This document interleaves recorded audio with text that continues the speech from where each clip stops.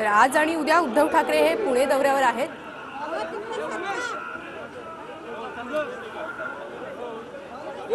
सध्या पुण्यात उद्धव ठाकरे दाखल झालेले आहे आणि तीच दृश्य आपण पाहत आहोत। उद्धव ठाकरे यांचा आज आणि उद्या पुण्यातील हा दौरा आणि यासाठी उद्धव ठाकरे आज पुण्यात दाखल झालेले आहेत।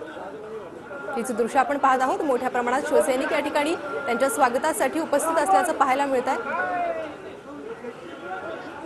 तर पुण्यात उद्या ठाकरे गटाचा शिवसंकल्प मेळावा आहे, त्यासाठीच उद्धव ठाकरे हे सध्या पुण्यात दाखल झालेले आहेत। ठाकरे गटाचे नेते विविध विषयांवर मार्गदर्शन या मेळाव्यात करणार आहेत।